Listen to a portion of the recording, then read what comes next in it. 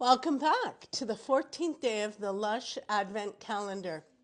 Today is day number 14, so we're just going to rip that one open. And it is soap. Look at that. This soap is called, let's find out the name. It's the Red Rooster soap. Doesn't that look like fun? It looks so festive with the dried fruits inside. Stay tuned to see what we get tomorrow.